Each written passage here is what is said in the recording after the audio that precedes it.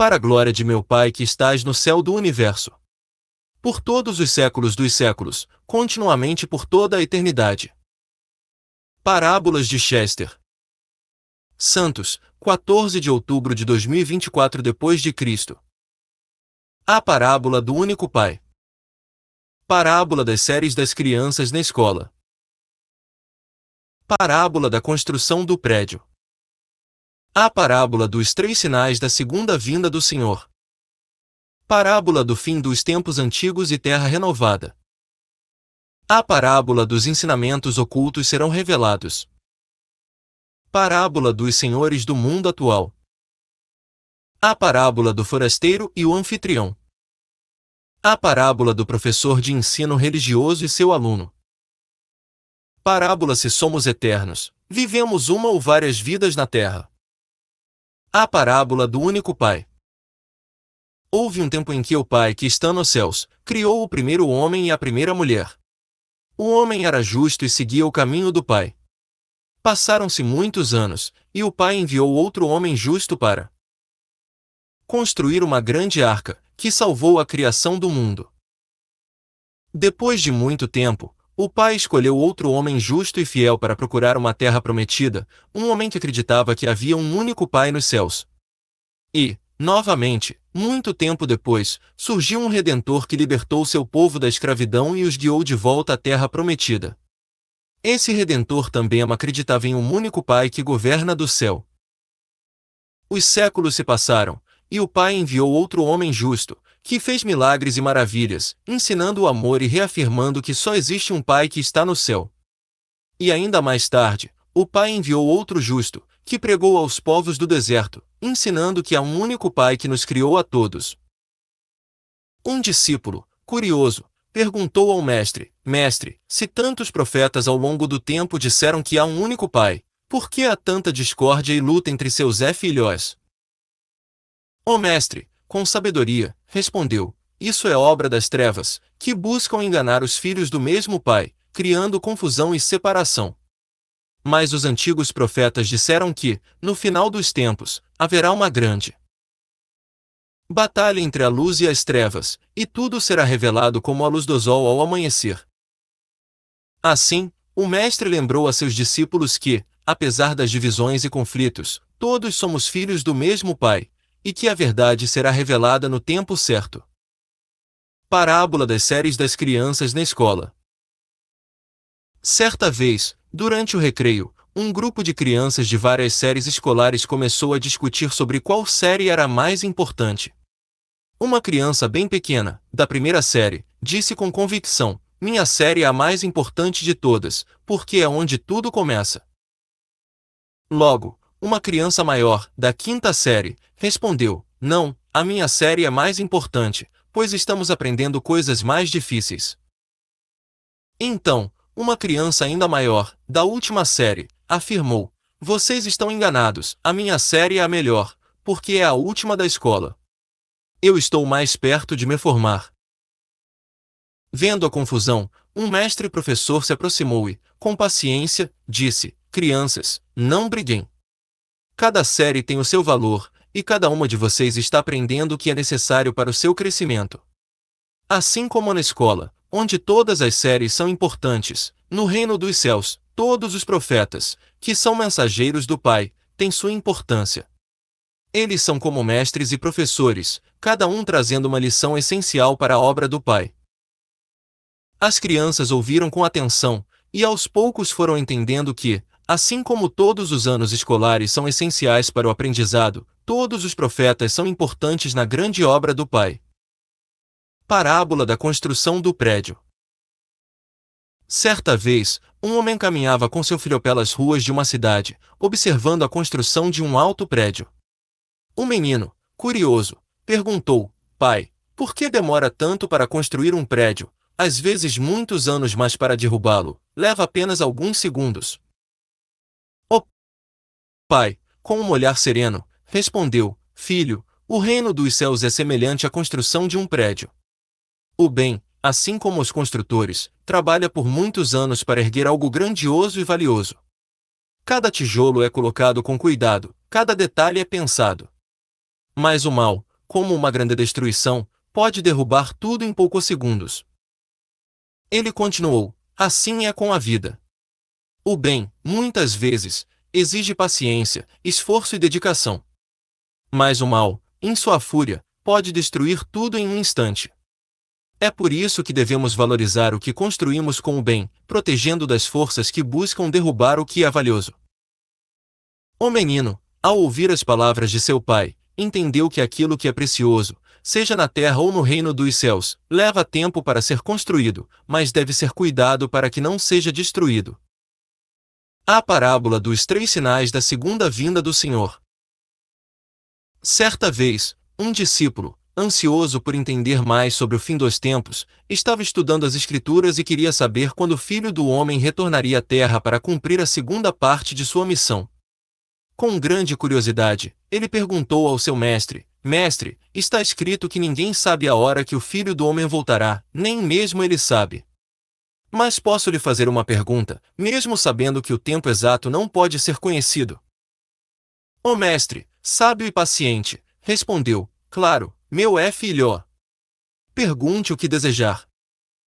O discípulo, então, perguntou: Haverá sinais que nos avisarão que o fim dos tempos está próximo? Se houver, quais serão os 3 sinais mais importantes? O mestre sorriu suavemente e disse: Você está certo ao dizer que o dia e a hora exatos só o Pai que está no céu conhece. Mas nas Escrituras Sagradas, o Pai deixou 3 grandes sinais para aqueles que estão atentos. O primeiro sinal será que o povo santo se reunirá novamente na Terra Santa.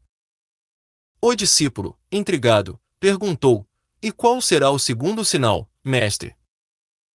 O mestre respondeu: O segundo sinal será quando a mensagem do reino for pregada nos 4 cantos da terra. Isso significa que haverá seguidores do grande mestre em todos os continentes, embora outras religiões e ensinamentos também coexistirão nesse tempo. O discípulo, ainda mais curioso, perguntou: E o terceiro sinal, mestre? Como um olhar profundo, o mestre disse: O terceiro sinal será quando o terceiro templo da nação santa for erguido na Terra Santa. Quando esses 3 grandes sinais se cumprirem, o Pai que está no céu estará bem próximo de revelar a segunda vinda do Filho do Homem unigênito do Pai, para completar sua missão de afastar as trevas da terra e fazer com que a luz prevaleça em todo o orbe. Assim, o discípulo ficou em silêncio, refletindo sobre as palavras de seu mestre, sabendo que os sinais do fim dos tempos estavam escritos e que a luz, um dia, prevaleceria. Parábola do fim dos tempos antigos e terra renovada. Certa vez, um discípulo estava inquieto, lendo as Escrituras Sagradas. Nelas, ele encontrou passagens que diziam que o Messias, o Filho do Homem, em sua segunda vinda, faria cessar as guerras entre as nações. Não haveria mais fome, sofrimento, injustiças, doenças e outras maravilhas ainda não reveladas. Incrédulo, o discípulo perguntou: Como todas essas coisas boas serão realizadas, se o que vemos até agora na humanidade é justamente o oposto? O mestre, com um olhar sereno, respondeu: Acalme-se, meu filho. Se os antigos profetas disseram que o Messias fará isso, é porque ele o fará. O fim dos tempos não é o fim do mundo, mas sim o fim dos tempos antigos de dor e sofrimento. O mestre continuou: O Redentor veio na primeira vez para redimir a humanidade. Em sua segunda vinda, se o bem vencer o mal, ele completará a redenção de todo o planeta. Haverá uma grande renovação planetária. A Terra será a mesma, mas tudo será renovado de tal forma que as pessoas viverão por muito mais tempo, com mais saúde e dignidade. Ele acrescentou: Seres inteligentes artificiais auxiliarão a humanidade em quase todas as áreas da árvore do conhecimento, gerando grandes avanços em curtos períodos de tempo. As forças das trevas, vendo isso acontecer, tentarão semear o caos, o ódio, a polarização e a discórdia. Mas o Filho do Homem, em sua segunda vinda, será auxiliado por seus escolhidos, que o ajudarão discretamente no cumprimento de sua missão. O mestre concluiu: Por isso, meu filho, não temas. Tenha bom ânimo e persevere no bem até o fim, pois verá maravilhas em um tempo próximo, muito em breve. A parábola dos ensinamentos ocultos serão revelados. Certa vez, Um discípulo, intrigado, perguntou ao seu mestre: Mestre, temos muitos ensinamentos nas Escrituras que são livres para todos, mas há outros ensinamentos que parecem reservados para poucos. Há a Torá para os judeus, ensinamentos ocultos em sociedades secretas e esotéricas que apenas uma elite pode acessar. Esses ensinamentos são ocultos porque vêm das trevas. O mestre, com um olhar sábio, respondeu com outra pergunta: Filho, você sabe por que os carros fortes que transportam riquezas têm homens fortemente armados ao redor? O discípulo pensou por um momento e respondeu: Sim, mestre, é porque o que eles carregam é muito valioso. O mestre sorriu e disse: Exatamente. Esses ensinamentos são ocultos, não porque são das trevas, mas porque são muito valiosos. Assim como o tesouro é protegido por segurança, esses conhecimentos são guardados porque têm grande valor. No entanto, no mundo vindouro, muitos desses ensinamentos que hoje são reservados para poucos serão revelados para a humanidade, e muitos poderão usufruir de seus benefícios. Ele continuou: Nem tudo que está oculto é das trevas. Às vezes, uma pequena elite mantém esses segredos para si, mas chegará o tempo em que a luz será maior, e esses ensinamentos serão compartilhados com todos que desejarem aprender. Sempre é claro, haverá mistérios, segredos e coisas não reveladas, mas em breve tudo será mais claro como a água de um grande aquário bem limpo e bem cuidado. Parábola dos senhores do mundo atual. Certa vez, um filho, cansado e sobrecarregado, perguntou a seu pai: Pai, por que eu tenho que fazer tantos esportes, natação, futebol e tênis e estudar na escola e aprender várias línguas e competir o tempo todo? Não consigo entender por que tenho que ser melhor do que os outros sempre.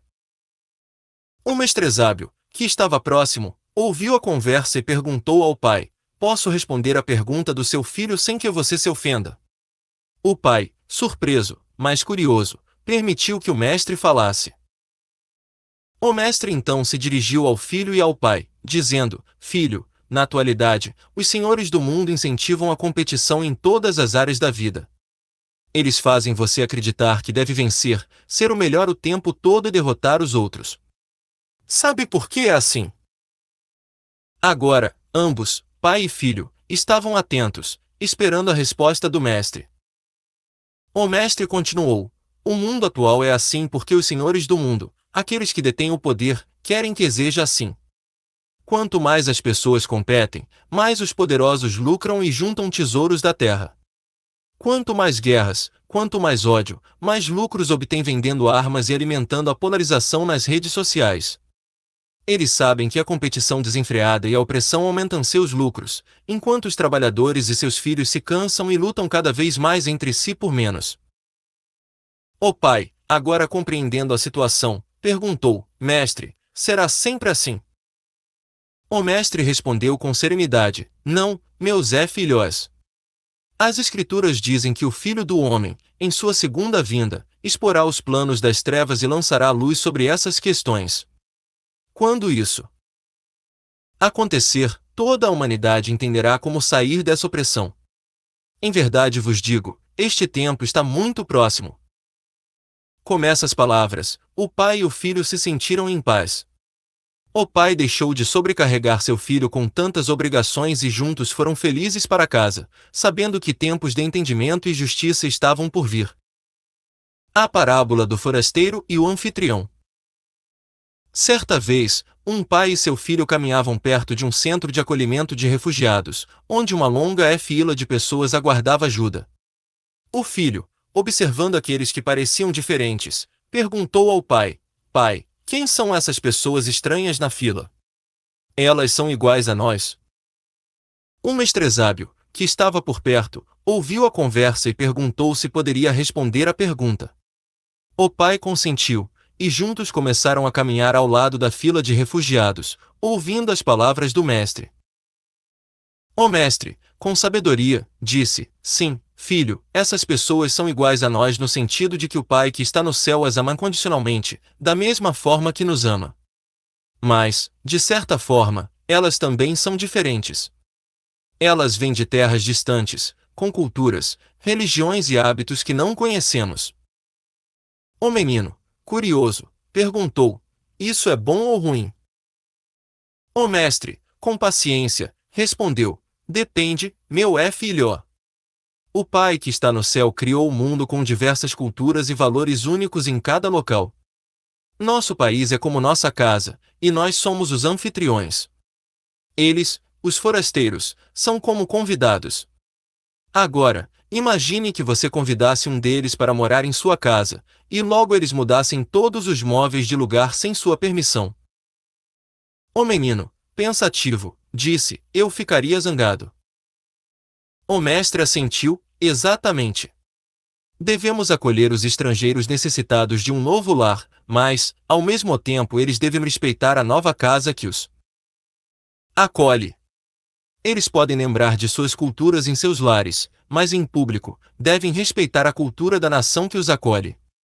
Se não houver esse respeito mútuo, podem surgir conflitos, brigas e, em casos extremos, crimes. O mestre concluiu: por isso, o Pai que está no céu nos ensina que respeito é também uma forma de amor. O respeito entre o anfitrião e o forasteiro é o que traz a verdadeira harmonia. Assim, pai e filho olharam para a fila de refugiados de maneira mais esclarecida, e juntos, agradeceram ao mestre por suas palavras de sabedoria. A parábola do professor de ensino religioso e seu aluno. Certa vez, em uma escola que seguia uma única ramificação religiosa, havia um professor de ensino religioso. Durante uma aula de educação infantil, um aluno levantou uma pergunta intrigante: mestre, por que em nossa escola só aprendemos uma religião específica? E mais, dentro desta religião só um ramo em particular? O ensino religioso não deveria abordar várias religiões, para que pudéssemos escolher livremente qual é melhor para nós. O professor, surpreso pela profundidade da pergunta, sorriu e disse: boa pergunta, meu pequeno. Você é jovem, mas fez uma questão muito sábia. Vou ser sincero, a escola me obriga a ensinar apenas uma ramificação religiosa específica. No entanto, eu, como seu professor, concordo com você. O mundo seria muitíssimo melhor se, em todas as escolas, ensinassem os preceitos básicos sem estigmas das diversas religiões. Ele fez uma pausa e acrescentou: um grande líder religioso de nossa época atual que representa um mestre que veio há vários milênios disse algo semelhante em um de seus documentos oficiais. A paz mundial passa pela educação mundial. Se ensinássemos sobre as várias religiões, as pessoas perderiam o medo do desconhecido e começariam a respeitar mais umas às outras. Isso porque, nós humanos, geralmente tememos o desconhecido, mas temos respeito pelo que conhecemos melhor. O aluno, curioso, perguntou: um dia será assim, mestre? O professor respondeu com serenidade: muitos profetas disseram que sim, que um dia a paz e o amor prevalecerão na terra. O respeito mútuo nascerá da compreensão. Um dia, meu pequeno, esse sonho será realidade. Parábola: se somos eternos, vivemos uma ou várias vidas na terra. Certa vez, um discípulo muito estudioso de diversas tradições religiosas perplexo perguntou ao mestre: mestre, um grande apóstolo, que seguiu um mestre há cerca de 2 milênios atrás, disse que nós só vivemos uma única vez. Por outro lado, um outro mestre, chamado por muitos de o Consolador, que veio historicamente recentemente, há cerca de 1,5 século, disse que vivemos várias vidas que chamam de encarnações. Qual deles está certo? Vivemos uma única vez ou várias vezes? O mestre, com um sorriso tranquilo, respondeu: meu querido discípulo, os dois estão corretos. O discípulo, que já estava intrigado, ficou ainda mais confuso e perguntou: como assim, mestre? Não entendi nada. O mestre, então, explicou: o grande apóstolo disse, há milênios, que vivemos uma única vez. Ele está correto, pois, do ponto de vista da nossa eternidade, cada vida é única e especial. Cada experiência que vivemos tem um valor singular e deve ser tratada com grande respeito, pois na eternidade o presente nunca se repete nunca mais. Ele continuou: por outro lado, os que também seguem o Consolador também estão certos ao dizer que vivemos várias vezes. A alma eterna continua sua jornada, aprendendo e evoluindo em diferentes vidas. Porém, há um cuidado importante: aqueles que acreditam em várias vidas podem, às vezes, desvalorizar a vida atual, agindo de forma imprudente, acreditando que terão muitas chances futuras. O mestre concluiu: por isso, ambos os ensinamentos, que parecem contraditórios, na verdade se complementam. A vida presente é única, e ao mesmo tempo faz parte de uma jornada eterna. Quem entender isso saberá valorizar cada momento.